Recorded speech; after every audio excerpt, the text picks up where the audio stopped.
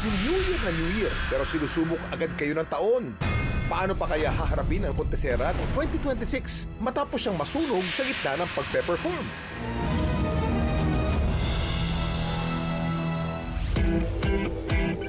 Siya si Bong, veteranong kontesera ng kabi-kabilang gay pageant sa kanilang lugar. Kung makarampa, wagas.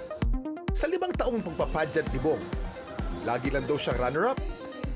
Pero wag kayo, pagdating naman daw sa talent portion, siya ang nagre-reyna. On fire daw kasi siya sa tuwing nagpa-perform ng talent niyang fire dancing. Yun talaga ang ano niya, yung fire dance. Sa huling gay pageant na sinalihan niya, nanood ang kanyang pamilya.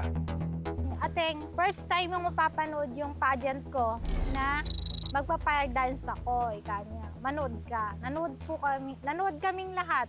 Si nanay. Pero si Bong, napaagang exit. Dahil sa kalagitnaan ng fire dancing, aksidente niyang nasunog ang sariling katawan. Hindi na ako nakaalis sa kinaupuan ko. Yung nanay ko, di ko nakitang nadapa. Ako si Natay ni Rainiel ang naka-witness kung paano nasunog ang mukha ni Bong. Natulala na lang po talaga ako noon. Hindi ko po alam gagawin ko. Napangunahan na po ako ng kaba at takot. Tutupukan rin ba ng aksidenteng ito ang pangarap ni Bong? Sa Talavera, Nueva Ecija naman namin natuntuon ang bahay ni Bong.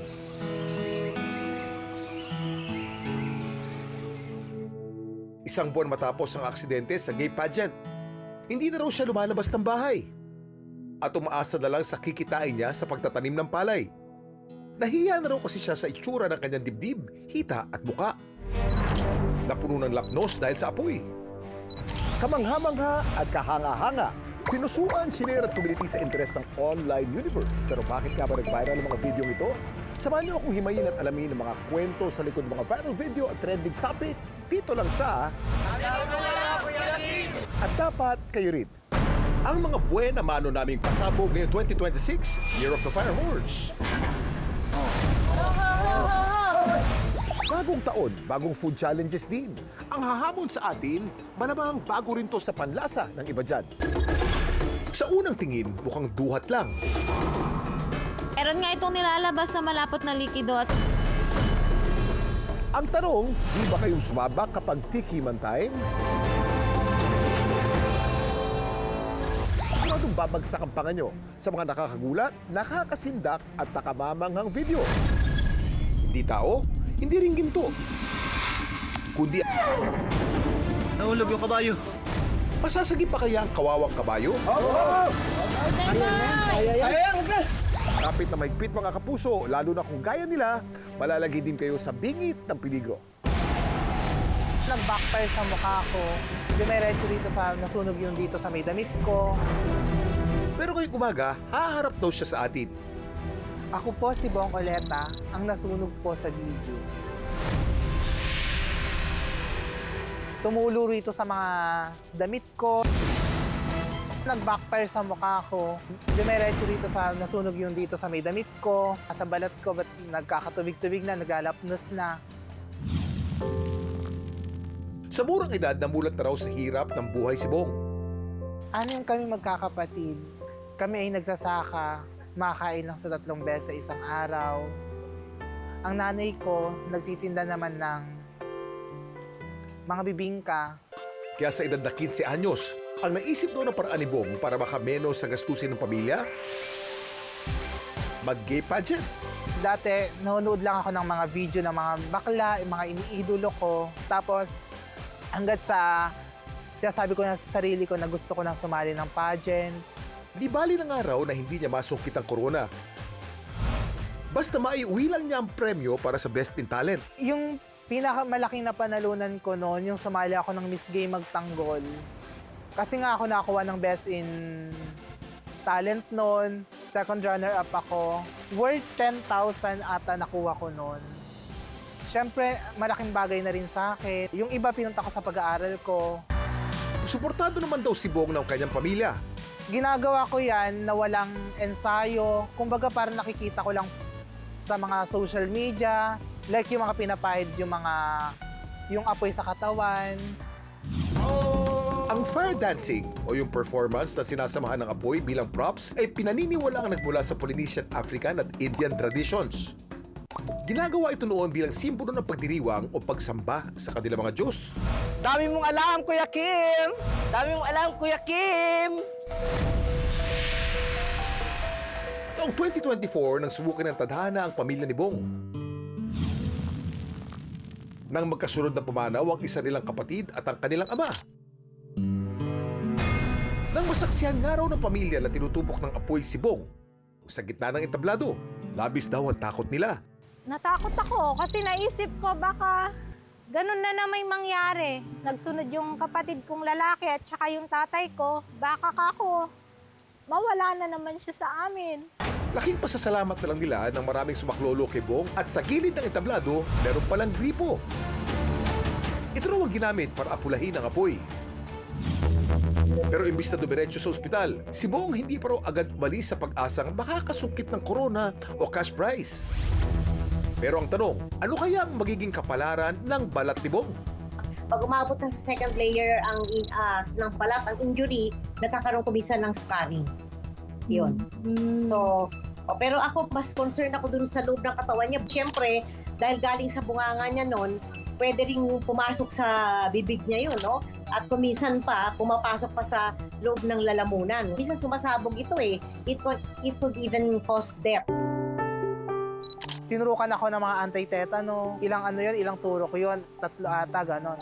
Marami rin siyang biniling gamot sa akin. Parang na-trauma na rin ako na gawin yung talento na yun. Sa ngayon, patuloy na nagpapagaling si Bong. Magpapahinga raw muna siya sa pagiging kontesera hanggang sa maibalik niya ang nawalang confidence. Sa pagpasok natin sa bagong taon, naway iwan na natin ang mapapait na alaala ng nakaraan. Sa halip ay baunin ang mga aral at marka ng ating katatagan at paglaban.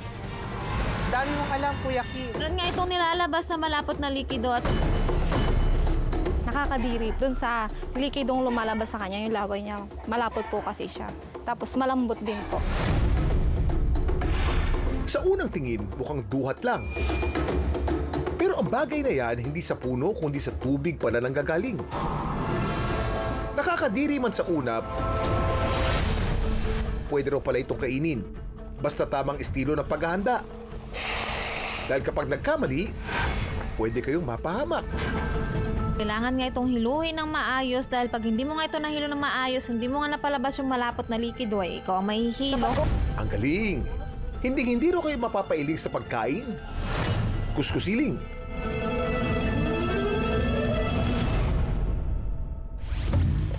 Isang uri ng maliit na snail o suso ang kuskusiling. Karaniwan itong naninirahan sa mga palayan, ilog o lawa. Sa mga Ilocano, kilala ito bilang pirabid na hango sa Ilocano word na tarabitab nang ibig sabihin ay madaldal. Meron kasing alamat ng pirabid ang mga Ilocano nang sinasabing dahilan kung bakit walang taluka pang shell na ito dahil sa kadaldalan nito sa kakakwento. Dito sa Occidental Mindoro, talamak ang mga kuskusiling. Mga bata pa po kasi kami, lagi po kami nasa lake ngayon. So kami mga bata, syempre curious.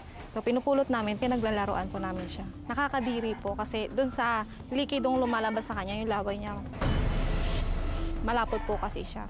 Tapos malambot din po. Diyan yung kamatis. Kamakailan lang daw nalaman ni Judith na pwede pala itong kainin. Sinubukan din po ng auntie namin at nung tinikman po namin, masarap po pala talaga siya. Mas madali raw makakuha ng kuskusiling kapag klaro ang tubig. Ngayon po ay mamumulot po kami ng kuskusiling o birabid kung tawagin sa amin. Ang kuskusiling po madalas na nakukuha dito sa lake ng inang namin. Pero pwede rin po siya makuha sa ilog or sa palayan. Kapag maputik o brown ang kulay ng tubig, mahirap masipat ang itim na kulay ng kuskusiling. Kapag klaro naman daw ang tubig, kitang-kita ito na palutang-lutang. Ito pong pinakang laman niya is sobrang lambot para po siyang gelatin. Kung nasa New Year's resolution nyo ang maging mas pasensyoso, subukan nyo kaya magluto ng kuskusiling. Ang paglinis po nitong kuskusiling ay inaabot ng mga halos 30 minutes or higit pa po. Dapat kasi sure na malinis ito bago ito lutuin.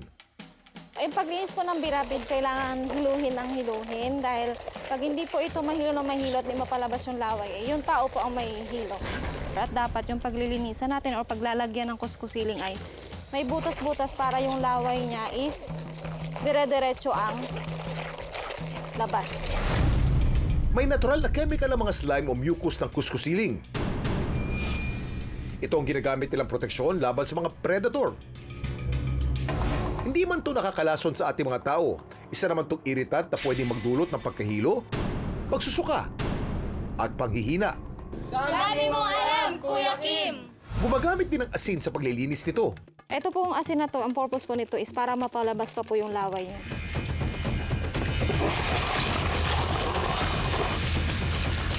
Eto na. Bopis ang gagawin na luto ni Judith for today's video. Sibuyas. Kapag malambot na yung sibuyas, ilagay na natin itong luya. Halo-haluin lang natin.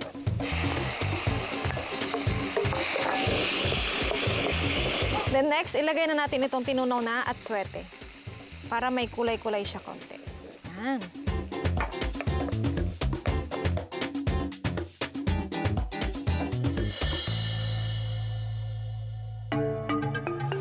Masarap siya, mas malasa siya kumpara sa mga ibang shells. Compare po sa ibang kohol, mas crunchy naman po ito. Sa paligid-ligid, maraming pwedeng lutuin at lantakan katulad nitong amazing kuskusiling. Pero siguraduhin mag-research muna dahil baka kayo'y mahilo. Sa bagong taon, sama-sama tayo maging wais at alisto. Ang dami mong alam, Kuya Kim. Ang lalaking ito may kung ano-anong sinisipat sa ilalim ng lupa. Hindi tao, hindi rin ginto. Kundi ang kabayo niyang si Golden Boy. Nahulog yung kabayo. May bursot pala dito. Delikado yung butas kasi meron siyang tubig, maaring mapuno yun pagka tumagal. Para pong yung lupa niya ay malambot. Parang baka tendency, lumubog siya doon. May tubig! Masasagip pa kaya ang kawawang kabayo?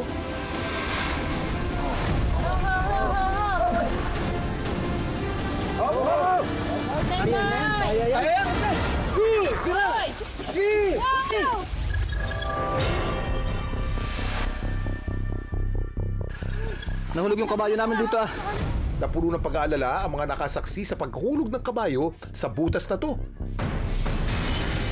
Ang lalaki sa video na di mapakali ang may alaga rito. Siya si Lexter, 29 na taong gulang at mula sa General Nakar, Quezon. Naglalakad kami papunta ng school ng Lagmak. Kasama namin yung mga teacher. Inayos ko yung isang kasama naming kabayo. Tumigil kami dun sa may madamong parte. Tapos nagulat na lang ako nung sumigaw na si ma'am. Pinuntahan namin agad. Malaki pala yung ilalim ng butas kaya kasya yung kabayo. Sa video, agad na kumilos si Lexter para tiyakin ang kalagayan ni Golden Boy. Bumaba siya sa hukay at sinuri si Golden Boy. Tampas tao na eh. Nung binaba ko siya dun sa butas, nakatayo siya pero medyo nanginginig yung katawan niya. Siguro sa natakot din. Tapos medyo may tubig. Tsaka medyo may mga bato-bato yung ilalim. Kaya siguro may mga masasakit din sa katawan niya. Kaya ganun yung nararamdaman niya. Okay ka lang? Pero dahil malalim ang hukay, hirap si Lexter na sagipin si Golden Boy. Ano kaya ang kahinatnan ng tagpong ito? Alam niyo ba na ang kabayo hindi lang pangkaraniwang hayop sa bukid dahil sila'y walking bundle of biological superpowers. Una, kaya nilang matulog nang nakatayo. May sistema silang tinatawag na stay apparatus. Parang natural na lock sa tuhod at kasukasuan. Ibig sabihin, pwede sila magpahinga, pwedeng laging handang tumakbo sakaling may panganib. Survival mode kahit tulog. Kung pag-uusapan naman ng pandinig, nakakarinig sila ng tunog mula sa halos 360 degrees. Iikot mo man ang audio sa buong kwarto, maririnig nila kayo. Dahil kaya nilang igalaw ang bawat tenga ng hiwalay para tong dalawang satellite dish na nag-i-scan. Dami mong alam, Kuya Kim.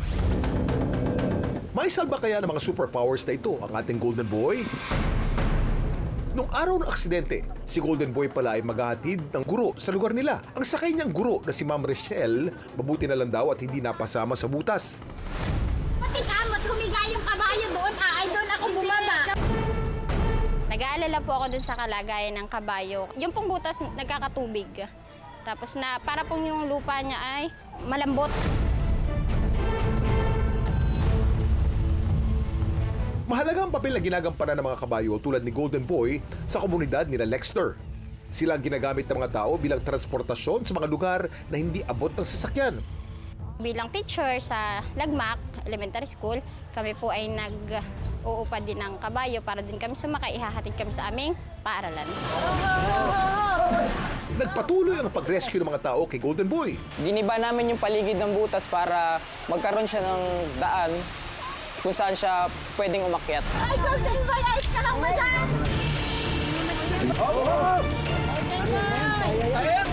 Pagkatapos ng benihan ng mga tao,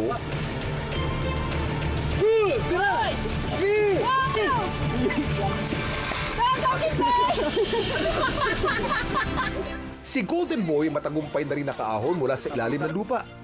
Gumaan yung pakiramdam ko noon, tapos nawala yung kaba, yung takot. Nakaalis na siya, tapos nakita kong nakakalakad siya ng maayos. Nakapaghatid pa si Golden Boy ng mga guru sa paaralan. Alakad na tayo. So once we decided to domesticate or take care of pets, so it is our responsibility to help them whenever they are in need, whenever they are in accident. Ay kailangan matulungan natin sila kaagad so that we prevent that they suffer or be in pain or be in distress. Dinalaw namin sina Golden Boy at si Lexter. Nagpapahinga pa rin ang kabayo mula sa nangyaring insidente. Patuloy naman siyang inaalagaan ni Lexter. Ngayon, okay naman na siya. Sa mga lugar na salat sa kaunlaran, ginto nang maituturing ng mga tao ang mga hayop na katuwang nila sa buhay. Kaya naman sinisiguro nila na ang bawat alagang hayop tulad ni Golden Boy nabibigyan ng atensyon at pag-aalaga at nasasagip sa oras ng alanganin. Dami mong alam, Kuya Kim! Just follow our Facebook page, Dami Mong Alam Kuya Kim, at i-share nyo doon ang inyong video. Malay nyo, next week, kayo naman ang isasalang at pag-uusapan. Hanggang sa muli, sama-sama nating alamin ang mga kwento at aral sa likod ng mga videong nag-viral dito lang sa Dami mong alam, Kuya Kim! At Dapat Kayo Rin.